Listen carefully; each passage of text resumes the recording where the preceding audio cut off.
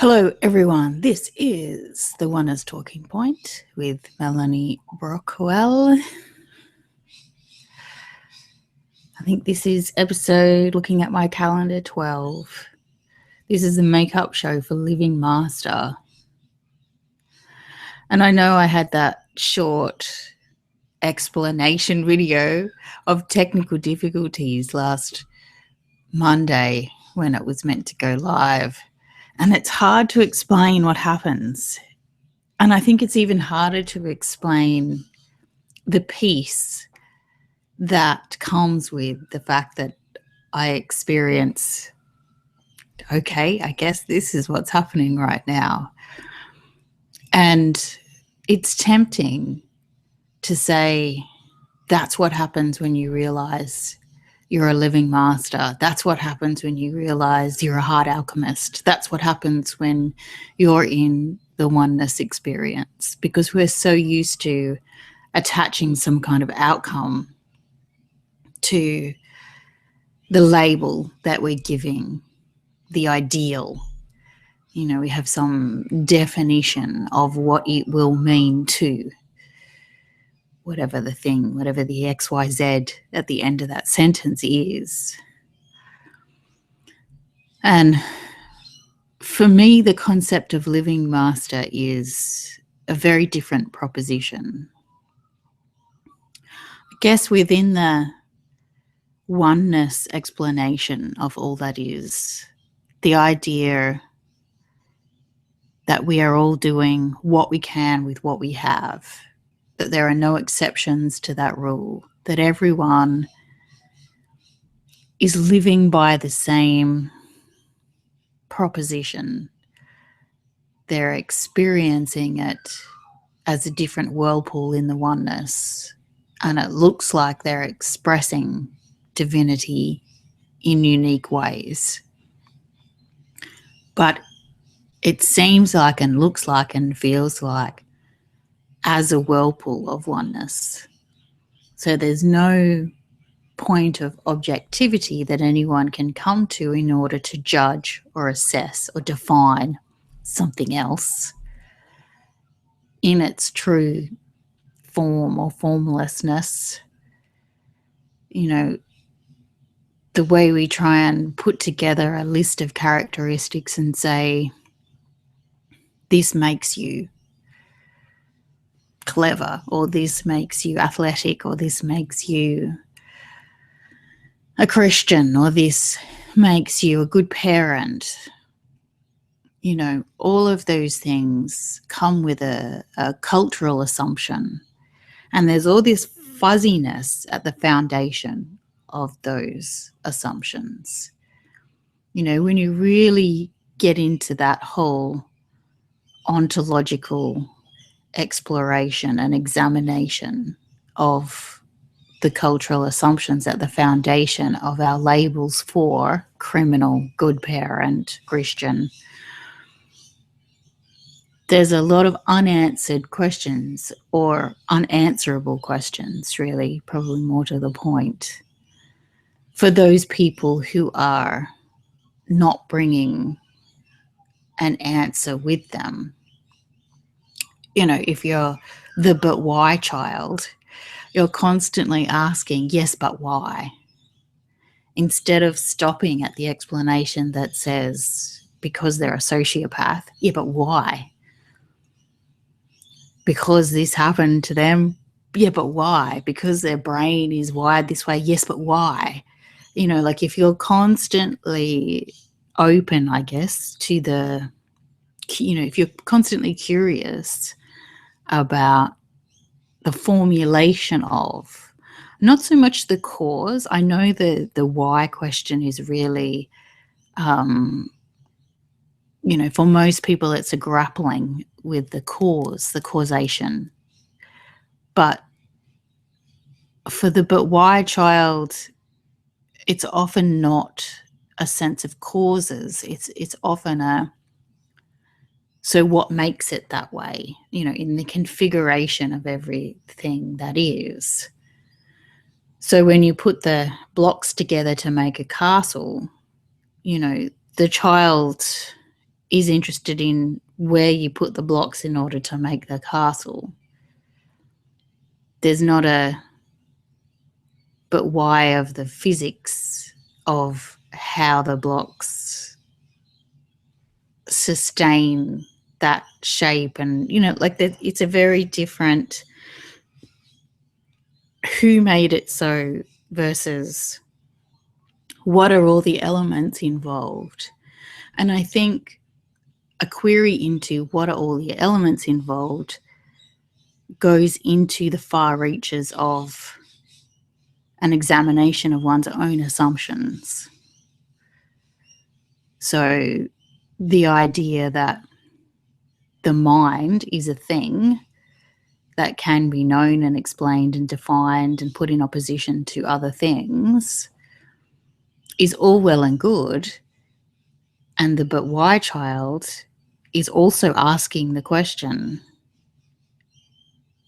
does the mind exist in everyone's cosmology? And if it doesn't, where did it come from in my cosmology? What allowed the concept of the mind to exist at all as a thing that can be pointed to?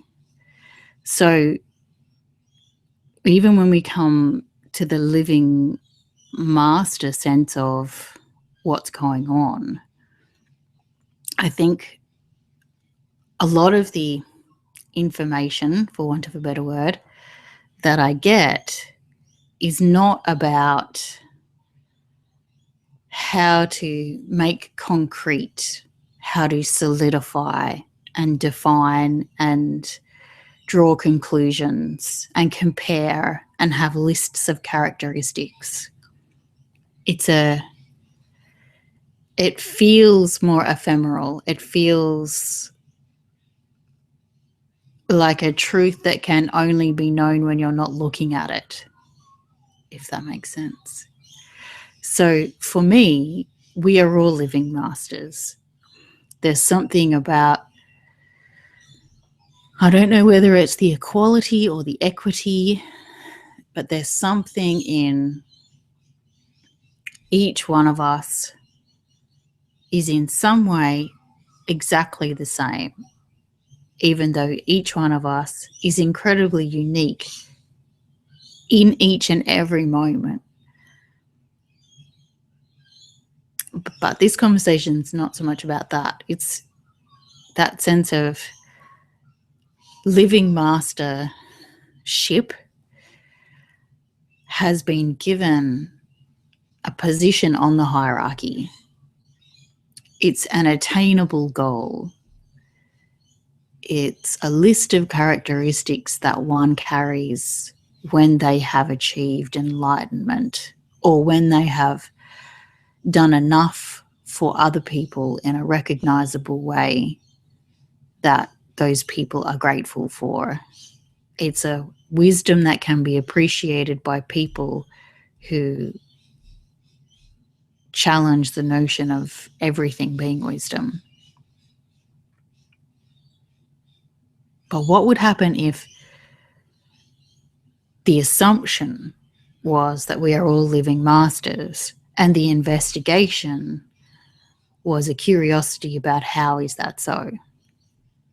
So if you already woke up in a world and there was a natural assumption, you didn't impose it upon yourself because that's what a good Christian does, or that's what a wise Buddhist does, or that's what an enlightened spiritualist does. It just comes with waking up. There is a sense inside of you that everything makes sense, that everything is part of a configuration of elements that has a natural explanation, where everything seems perfectly logical if you could only see all of the elements involved. What would happen if you lived in a world where living mastership wasn't a goal? It wasn't an admirable person or way of being, but it was a natural assumption. And then in the meeting of what we call self and other, there was a wondering of how is that possible? How is that true here? The same way the assumption that the perfection of all that is in what is. And so in the meeting of what is, which includes all the things we call self and thoughts and, worries and drama and war and outside and inside. And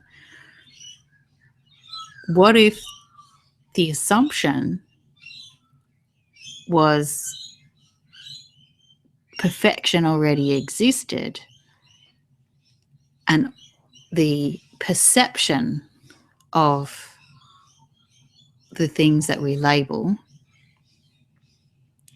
war and drama and good and bad, etc., became a playground in which to investigate the perfection of all that is, where you ask, and how is it so here? How is it so here? So instead of meeting the reality of a conflict with a partner, you meet the reality of a moment of perfection that appears to be a conflict with a partner and become curious in your assumption of the perfection of what is. Now, I'm not saying that's what living masters do. I'm just using that as another example of, what happens in the meeting of an assumption. What happens in the everyday experience of an underlying assumption. So I guess if, so you can kind of use it in reverse to become aware of your assumptions as well. So if you're meeting the moment as an opportunity for self-awareness, or if you're meeting the moment as, a means to a profitable end, if you're meeting the moment as a challenge to overcome something, then that's also telling you what your assumptions are, which are, for the most part, invisible. We don't walk around knowing what our assumptions are. That's why they're assumptions. They're often, they call internalized, if you believe in that internal external picture of the universe. So the picture of the world where living masters are only people who can do magic, heal or provide sage wisdom that's recognized as wisdom.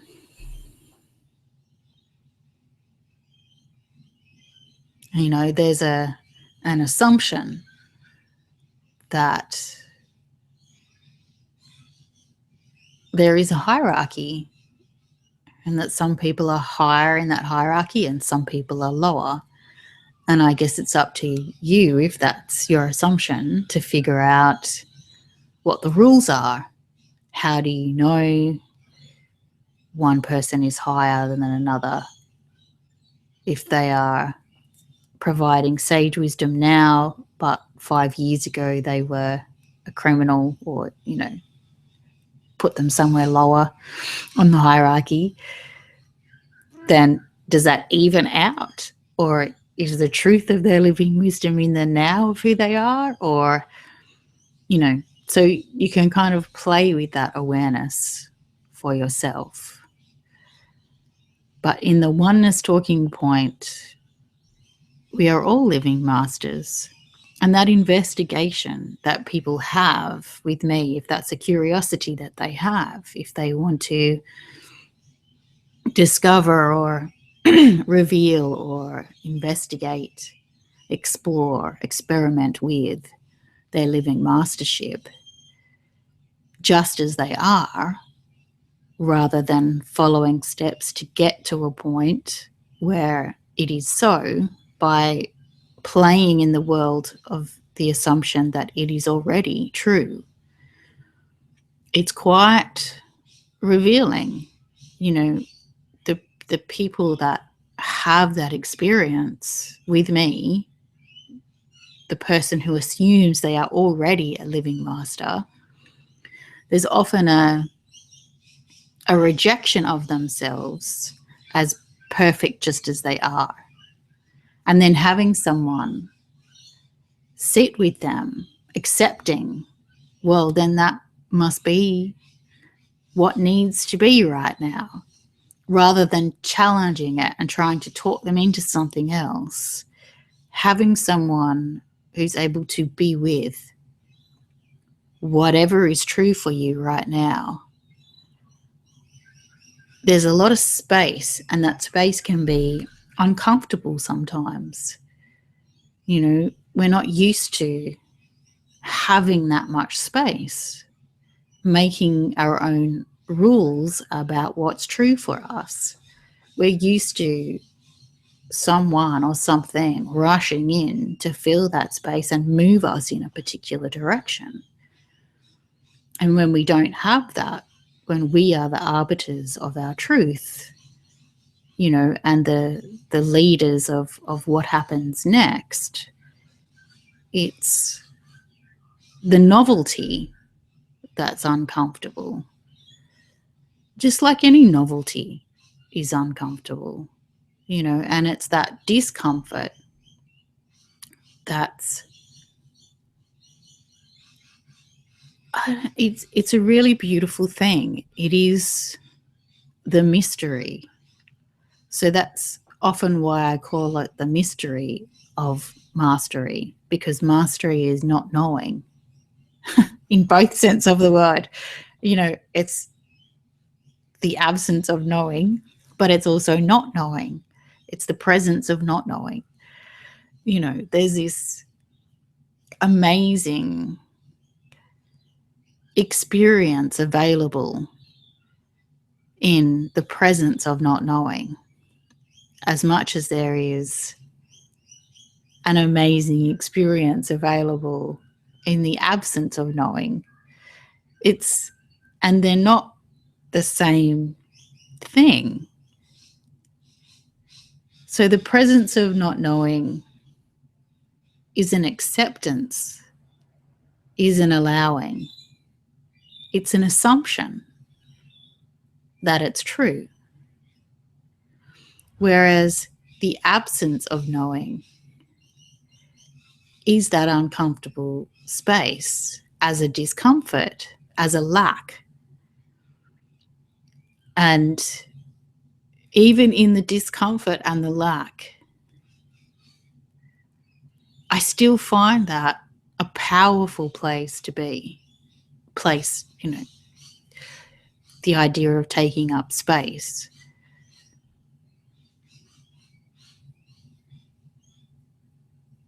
And it's not so much a means to an end, this concept of everyone being a living master.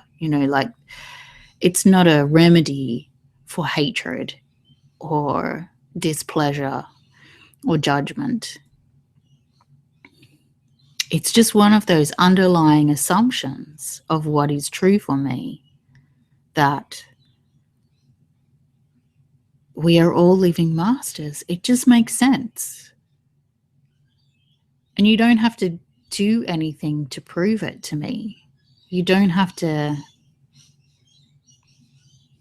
live up to any standard of yourself or carry out any particular principles in order for me to recognize it. It's one of the assumptions that I walk around with. I don't have to impose it on the world in order to see it. It's already visible.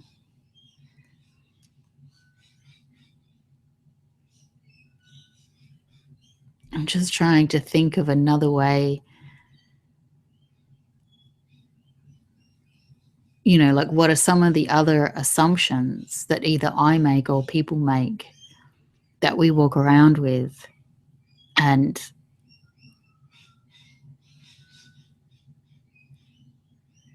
they kind of enlighten or educate or fill in the blanks for us about the world, even though we still get shocked and curious and judgmental. Those assumptions are still founding assumptions that are present in how the world is illuminating for us. They're educating our perspective without us having to think about it. Like if you take on a principle that's not an assumption, like later on this morning, I'm doing this week's show about compassion.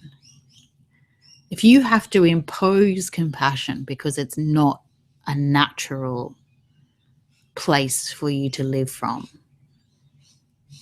then the assumption I keep getting the word educating, that's educating your perspective is not compassion, it's something else. And you impose compassion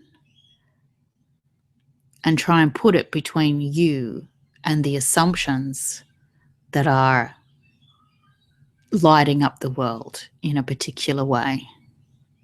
So the world is being lit up in a way that you think some people are wrong, you think some people are cruel, you think some people don't deserve love or to live or to have what they have. That's a lack of compassion. There's no curiosity about the person and what they're going through. You're imposing judgments upon what people deserve and don't deserve. That's a lack of compassion. So the thing that's educating your perspective is, the underneath. It's actually making it visible. It's making the world visible in a particular way where people deserve and don't deserve. And then you bring compassion and you want to put it in front of you. You want to have it as like this filter that stands between you and the natural picture of the world. So for me, a living master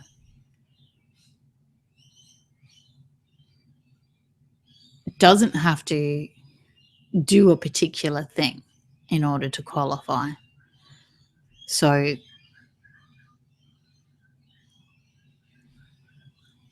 the natural assumption is that we are all, it's that we're all living masters, but it's more than that. It's that what makes that possible, what makes it possible for me to assume we are all living masters, because that idea came, very late in the game. That wasn't a notion. That's a very cultural notion. The assumptions that allow that to be articulated are about oneness, the equity of spirit, the equity of we are all doing what we can with what we have, where all of the elements of everything are equally distributed in perfection. Not perfection as the, the goal of the world looking a particular way and people acting a particular way. I'm talking about the innate perfection. The innate perfection that includes discomfort. The innate perfection that includes what we call death. The innate perfection of pain. The innate perfection of people believing that there is imperfection. The inclusiveness of all of that experience itself being valuable, rather than having an assessment where we judge some experiences as not so valuable and other experiences as higher in the hierarchy. And so that allows for a curiosity without judgment. That allows for a curiosity that accepts and allows what is, and is able to live in that space of not knowing quite comfortably, with the pain and discomfort and uncertainty, with the loss and tears and starvation, with all of that, and still assume perfection. I'm not sure why we keep going off on this oneness tangent today in the discussion about living master. And I think it's not to diminish the hallowed ground, the worship of the ascended masters or the other masters that are culturally understood, venerated as wise and compassionate, and ideals that we look up to and strive to satisfy, strive to be, strive to emulate. I don't think the concept that we are all living masters diminishes any of that. It feels more like when the ladder is vertical and then all of a sudden we stand in a place and the ladder is horizontal, and we understand the spectrum, we understand the equality, we understand the wholeness of each section or rung of that ladder that we once thought we were climbing, and then have another experience where we understand that it's a circle. There's no division. You still appreciate the color of red. You may still be more attracted to the color of green, but it doesn't make it any less than the color of gray and the essentialness of every color. I guess that becomes more apparent when someone begins to see, the spectrum as a single point. So all of those colors are actually just one. Instead of believing that there is a red, because ultimately there are all the shades that go from the color before to the color after, and there is no line, there's no border between them.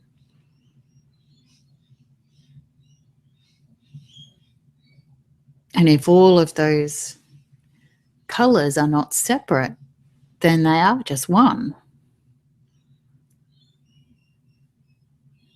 And if we need to understand them as separate, then we will. And if we need to turn our ladder vertically and see it as a climb, then we will.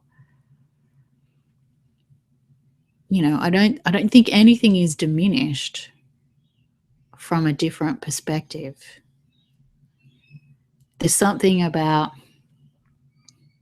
honoring the living master that you are that's important for me. I guess that, that makes it hard for me to stay in this one point where I go, this is the one that's talking point and this is the truth, and I'm just going to talk about that, because there's something inside me that says that's not true. The one that's talking point is just part of a conversation, and you're part of that conversation as the living master that you are. And if we ever get the chance to talk, the conversation we will have will be about you. It won't be about me trying to figure out how you're the same or different to me. It'll be about your perfection, and then it'll be, whether that's true for you or not. And if it's true for you, we go in that direction. And if it's not true for you, we go in that direction. And we honor whatever it is that you find in that space where someone else is not filling it up with what they want for you.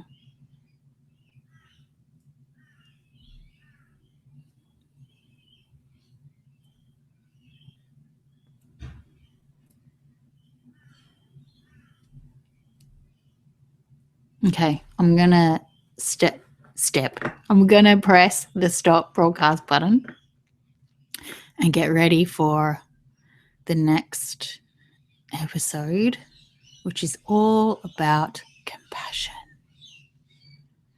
So have a fantastic day.